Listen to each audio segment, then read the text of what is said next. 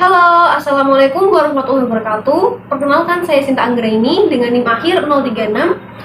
Sedang bersama dengan saudari Mutiara Hasna Putri. ya.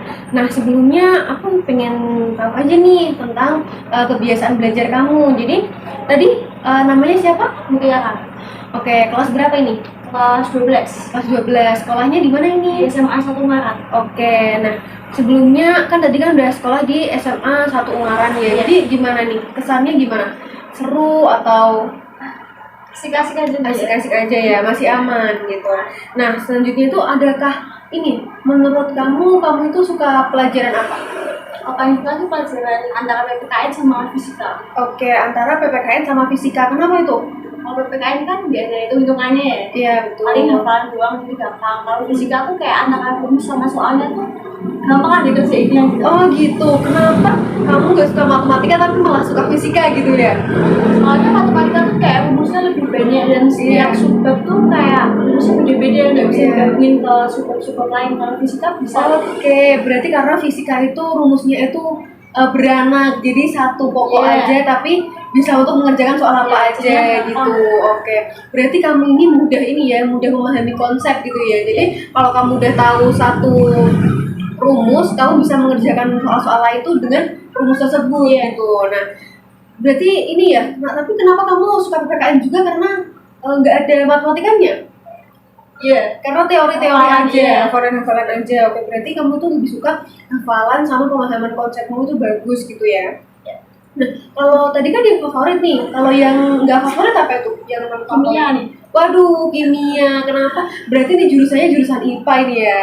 Betul. Oke, tapi kimia kenapa tuh? Kenapa nggak suka kimia? Kayak kimia tuh bahasa-bahasanya asing terus susah lah dipahaminya tuh. Oke, berarti kayak ini ya, bahasa-bahasanya asing, reaksi-reaksinya Iya. susah gitu. Terus kayak lebih ke apa ya, yang elektron-elektron gitu, yang nggak bisa dilihat. Berarti harus ada ini. Berarti suka yang ada ini ya, biar ada apa namanya? Kalau kimia kan kita harus menerawang tuh, kita nggak Iya. tahu elektron kayak Iya, gimana bener. kayak gitu. Itu yang susah dipahami kayak Iya. gitu. Susah buat dibayangin gitu lah. Oke, nah tapi metode dari guru itu mempengaruhi proses belajar kamu nggak sih? Iya. Mempengaruhi. Jadi gimana kamu suka sama guru tuh dengan metode belajar yang kayak gimana? Yang kalau misalkan jelasin materi itu kayak rinci dari awal sampai akhir tuh secara jelas, terus interaktif sama siswanya. Jadi kalau misalkan ada siswa yang belum paham tuh ditanyain gitu, bukannya malah ditinggal kayak ngikutin siswa yang cepat paham aja. Nah, Berarti suka yang ini ya, rinci menjelaskannya itu sampai detail gitu. Iya.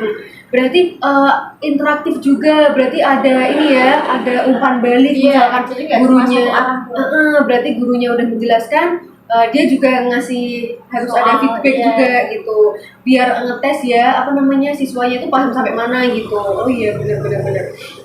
Nah, selanjutnya itu apakah ada guru itu yang nggak sesuai sama yang kamu pengen nih, misalkan ataukah apa namanya gurunya itu ceramah terus apa gimana gitu, ada nggak? Ada sih guru yang nggak ceramah sebenarnya, cuman kalau ngajar tuh kayak ngasih soal terus kebanyakannya gurunya duduk habis itu tidur gitu. Oh gitu, berarti membiarkan siswanya itu belajar mandiri gitu ya. Padahal memang kita dituntut untuk belajar mandiri ya, tapi kita tidak lepas dari pantauan pengawasan dari pengajar itu sendiri gitu ya. Nah, selanjutnya tuh ada nggak sih, apakah ada dari kamu tuh menilai ini gini, kamu suka pelajarannya karena gurunya atau kamu nggak suka pelajarannya karena gurunya? Gitu nggak? Iya. Kenapa itu? Karena apa ya, kayak guru kan jadi salah satu faktor kita suka pelajaran itu ya. Kalau udah malas sama gurunya, awalnya udah malas sama gurunya, kayak gimana kita bisa paham sama pelajarannya, kayak udah malas duluan, jadinya mau belajar juga udah malas. bete Iya. gitu ya. Berarti pembawaan guru, first impression itu sangat mempengaruhi ya. Oke. Terus kayak apa karakteristik guru juga menangani siswa-siswanya itu juga kayak mengambil hati siswa lah ya intinya. Kalau misalkan gurunya enak gitu tuh kita kayak semangat gitu belajarnya. Oke, nah selanjutnya tuh ada nggak kamu tuh kebiasaan belajarnya tuh gimana? Atau kamu belajarnya setiap pulang sekolah atau gimana? Nggak, belajarnya paling kalau waktu ada tugas sama ulangan aja. Oke, tapi ada ini nggak, ada jam tambahan lebih atau les privat atau apa gitu? Kalau waktu kelas 12 ada les.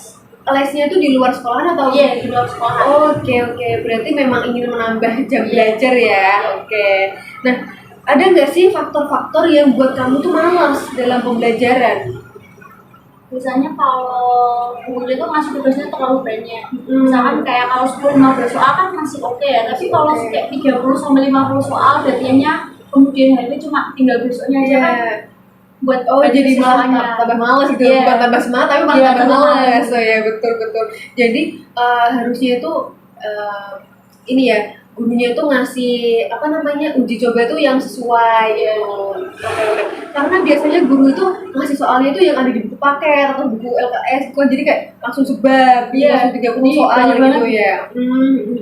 Nah, apa semua mata pelajaran di kamu atau proses belajar itu terfasilitasi dengan baik? Iya. Oke, berarti kamu senang karena pembelajarannya itu terfasilitasi semua gitu ya? Iya. Dari orang tua juga terfasilitasi? Iya. Oke, berarti orang tua juga mendukung proses pembelajaran kamu kan? Iya. Oke, betul.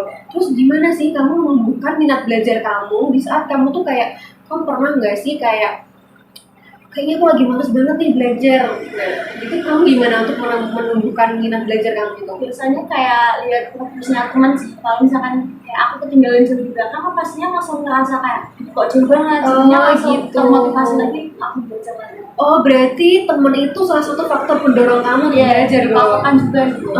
Berarti kamu kayak gak mau tersaingi ya. Jadi kalau misalkan temen udah bisa, berarti kita juga harus bisa. Nah, itu bagus banget itu. Jadi lingkungan kamu atau teman-teman kamu tuh mensupport kamu dalam proses pembelajaran gitu. Bagus banget dong. Ada nggak sih yang kayak temen tapi yang buat kamu tuh malas-malasan? Nggak ada sih. Nggak ada, berarti temennya bener-bener temen yang support semua ya. Bagus banget itu. Nah, apalagi?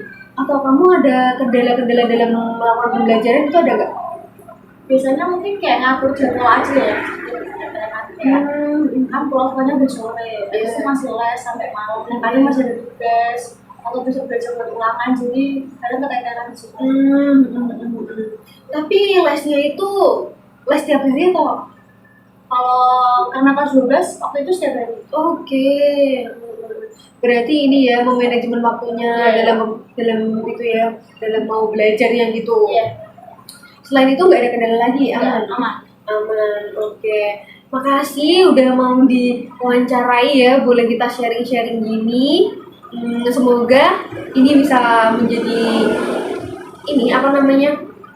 pembelajaran kita atau pengetahuan kita buat ternyata banyak orang di luar sana yang mempunyai pribadi yang berbeda-beda gitu kan. Tadi aku menangkap dari Mbak Mutiara ini tuh dia suka dalam proses pembelajaran yang interaktif. Jadi nggak cuma gurunya yang menjelaskan semua, tapi juga kita ditantang untuk kita tuh paham. Jadi kalau misalkan nih guru udah menjelaskan, kita harus paham tuh, biar kalau misalkan gurunya tanya kita bisa jawab dan ibaratnya kita udah dapet hatinya guru gitu ya. Kalau memang kita tuh bisa gitu, itu yang mendorong salah satu faktor yang mendorong kita untuk rajin belajar ya, biar kita bisa diapresiasi oleh guru gitu.